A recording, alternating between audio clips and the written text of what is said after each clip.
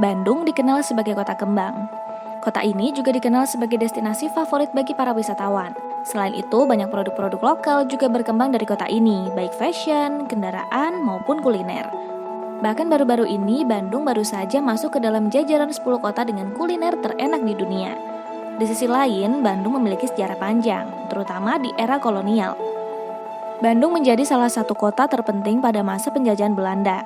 Maka itu tak heran jika pengusaha Eropa berbondong-bondong membangun berbagai fasilitas di kota ini, mulai dari fasilitas pendidikan, industri, hingga hiburan. Peninggalan penjajahan pun masih bisa kita temui di kota yang sudah berusia 210 tahun ini. Silih bergantinya peradaban manusia di kota Bandung meninggalkan jejak masa lalu yang sangat epik. Berikut perubahan wajah Bandung zaman dulu dan sekarang. Alun-alun Bandung. Alun-alun menjadi salah satu ikon penting di kota Bandung. Pasalnya, lokasi alun-alun berada di jantung kehidupan kota yang berdekatan dengan pasar, pusat pemerintahan, dan stasiun kereta. Di alun-alun Bandung terdapat Masjid Agung sebagai simbol keagamaan. Hingga sekarang, kawasan alun-alun telah mengalami berbagai perubahan. Salah satu perubahan yang paling kentara adalah penataan Taman Alun-alun Bandung yang begitu luas. Hal itu saat Ridwan Kamil menjabat sebagai wali kota Bandung, alun-alun Bandung pun disulap menjadi lebih hijau, nyaman, dan indah, hingga banyak masyarakat yang menjadikannya sebagai tempat wisata. Gimana ya?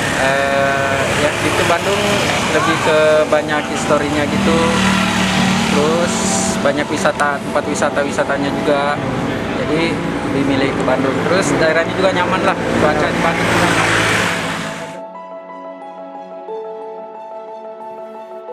Jalan Braga. Salah satu jalan yang paling terkenal di Bandung adalah Braga. Banyak kantor perusahaan yang berdiri di jalan tersebut. Selain itu, toko hingga restoran berjajar apik di jalan tersebut. Hingga kini, kita masih bisa menemui beberapa toko yang masih berdiri kokoh dari zaman Belanda. Adapun kondisi Jalan Braga sekarang menjadi lebih ramai dengan hilir mudiknya kendaraan. Gedung Sate. Pada era kolonial, Gedung Sate menjadi salah satu gedung termegah dan terbesar di Bandung. Gedung ini juga dijadikan sebagai pusat pemerintahan Hindia Belanda. Adapun fungsinya saat ini dijadikan sebagai kantor Gubernur Jawa Barat. Secara struktur, bangunan gedung ini tidak mengalami banyak perubahan, hanya saja saat ini penampilannya menjadi lebih cantik. Halaman Gedung Sate saat ini menjadi tampak berwarna dengan tumbuhan. Adapun kawasan yang paling banyak berubah adalah gazebo, yakni lapangan besar di depan Gedung Sate. Pemerintah Jawa Barat telah melakukan rekonstruksi dan mengubah penampilan gazebo menjadi lebih modern. Saat ini, lapangan gazebo telah dilengkapi trek jogging, perpustakaan, dan beberapa fasilitas umum lainnya. Jalan Asia Afrika. Tak banyak perubahan yang terjadi di Jalan Asia Afrika. Keaslian landmark kota Bandung ini dipertahankan hingga sekarang. Di kanan kiri jalan masih berdiri kokoh gedung-gedung cagar budaya. Ada beberapa yang sudah beralih fungsi menjadi toko modern atau kantor bank swasta. Namun keaslian struktur gedung-gedung tersebut masih dilestarikan. Adapun salah satu gedung yang paling terkenal di jalan ini adalah Museum Konferensi Asia Afrika.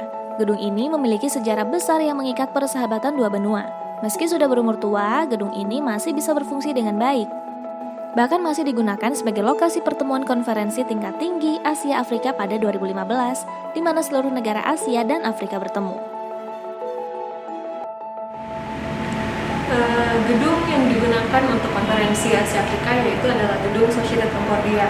Gedung ini sudah eksis sejak tahun 1895 dan pada saat itu Gedung Concordia digunakan oleh orang-orang Belanda yang tinggal di kota Bandung. Fungsi gedung ini pada saat itu hanya digunakan sebagai restoran. Kemudian juga pada renovasi yang pertama tahun 1921 digunakan sebagai ballroom atau tempat dansa. Dan terakhir untuk konferensi Asia Afrika tahun 1955 oleh Presiden Soekarno, nama gedung ini diganti dari Société Concordia diganti menjadi Gedung Merdeka pada tanggal 7 April 1955. Penggantian nama gedung tersebut bersamaan dengan pergantian nama jalan yang ada di depan kita ini. Ini asalnya namanya Jalan Raya Pos atau Jalan Raya Timur, diganti menjadi Jalan Raya Asia Afrika pada tanggal yang sama.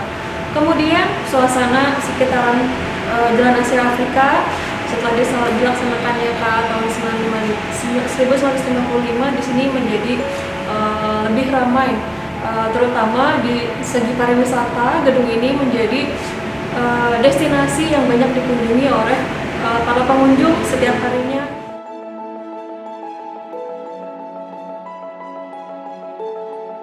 Dago.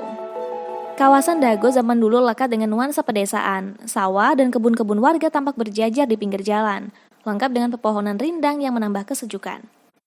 Namun saat ini suasana Dago lebih kental dengan nuansa perkotaan. Toko, distro, dan hotel memenuhi kanan kiri jalan. Selain itu, Jalan Insinyur Haji Juanda pun menjadi lebih ramai dengan lalu lalang kendaraan. Biasa karena kan Bandung ini kenal tempat wisata ya. Tempat wisata, jadi kita main-main ke KOD sama hari ini ke daerah Asia Merdeka lah. Wisata historis ya Bang ya? Ya? Wisata historis. Iya.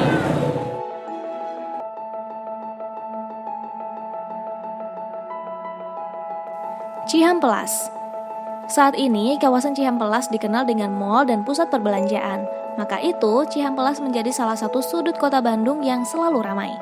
Ternyata, suasana tersebut telah berlangsung dari dulu. Pada era penjajahan Belanda, Cihampelas menjadi salah satu wilayah tersibuk di Bandung. Kendaraan-kendaraan klasik, termasuk becak dan delman tampak lalu lalang di jalanan.